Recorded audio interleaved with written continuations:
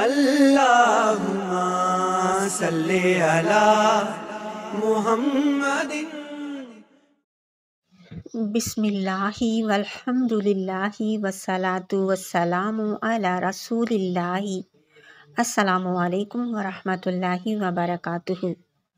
صیام عربی لغت میں رک جانے کو کہتے ہیں۔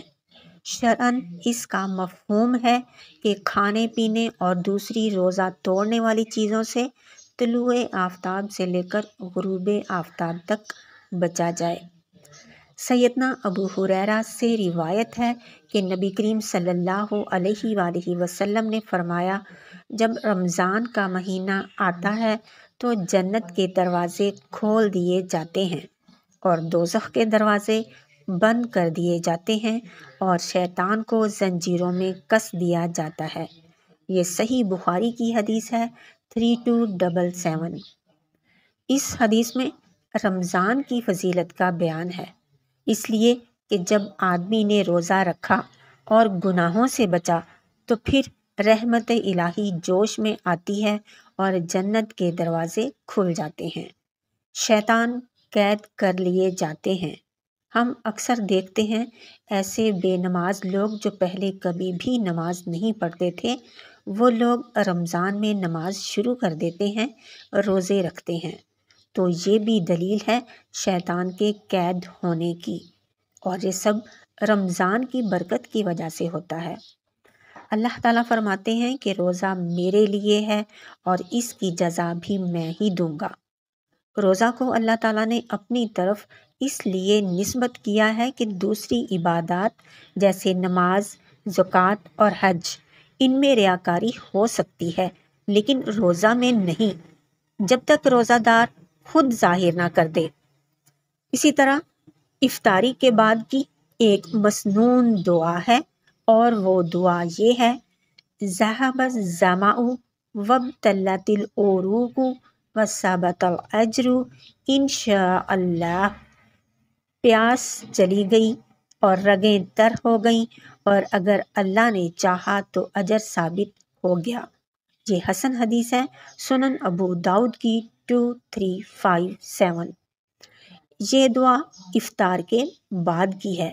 آپ نے کھجور کھانے اور پانی پینے کے بعد یہ دعا پڑھنی ہے، کیونکہ دعا میں لکھا گیا ہے کہ پیاس بجھ گئی اور رگیں تر ہو گئیں۔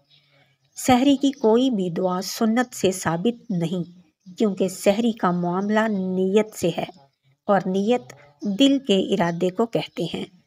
اس میں الفاظ کی یا منہ سے بول کر بتانے کی ضرورت نہیں ہوتی۔ عموماً ہم ایک دعا جو ٹی وی پر دیکھتے ہیں یا کتابوں میں لکھی ہوئی ہوتی ہے، وہ کہیں سے بھی صحیح حدیث سے ثابت نہیں ہے۔ اسی طرح ایک اور حدیث ہے، نبی کریم صلی اللہ علیہ وآلہ وسلم نے فرمایا، جنت کا ایک دروازہ ہے جسے ریان کہا جاتا ہے، قیامت کے دن اس سے روزہ دار ہی گزریں گے، ان کے علاوہ کوئی دوسرا اس میں داخل نہیں ہوگا۔ آواز دی جائے گی، روزہ دار کہاں ہیں؟ تو وہ اٹھ کھڑے ہوں گے، ان کے سوا کوئی دوسرا اس میں داخل نہیں ہوگا۔ جب وہ داخل ہو جائیں گے تو اس دروازے کو بند کر دیا جائے گا، کوئی اور اس میں داخل نہیں ہوگا۔ یہ صحیح بخاری کی حدیث ہے 1896۔ اس حدیث سے ہمیں روزے دار کی ویلیو کا پتہ چلتا ہے، روزے دار کی اہمیت کا پتہ چلتا ہے کہ جب وہ جنت میں جائیں گے تو فرشتے فوراً پہچان جائیں گے کہ یہ لوگ کثرت سے روزہ رکھنے والے تھے۔ آپ صلی اللہ علیہ وآلہ وسلم نے رمضان المبارک کی اہمیت یوں بیان فرمائی ہے کہ اگر یہ معلوم ہو جائے کہ رمضان کی اہمیت کیا ہے تو میری امت یہ تمنا کرے کہ سارا سال رمضان ہی رہے۔ اس سے ہمیں رمضان کی برکت اور عظمت کا پتہ چلتا ہے۔ اور پھر سرکش جن اور شیطان کو اللہ تعالیٰ اس لیے قید کر دیتے ہیں کہ وہ روزہ داروں کے دلوں میں وسوسے نہ ڈالیں، ان کو گناہوں کی طرف مائل نہ کریں، سوائے ان لوگوں کے جن کے دلوں میں پہلے سے ہی شیطان کے بہکانے کی تاثیر دلوں میں بیٹھی ہوئی ہوتی ہے اور اپنی اسی عادت سے مجبور ہو کر وہ اب بھی برائی کرتے ہیں، اور پھر یہ بد نصیب اس ماہ کی سعادتوں سے محروم رہ جاتے ہیں۔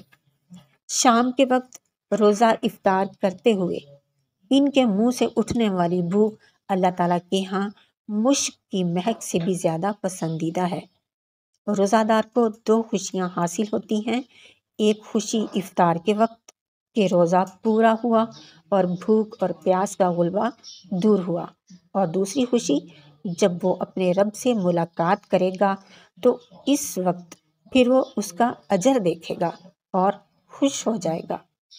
الغرض روزہ سپر ہے، یعنی گناہوں سے پناہ ہے۔ روزہ دار کا جب پیٹ خالی رہا تو گناہوں سے بچتا رہا، اور جب گناہوں سے بچا تو دوزخ سے بچ گیا۔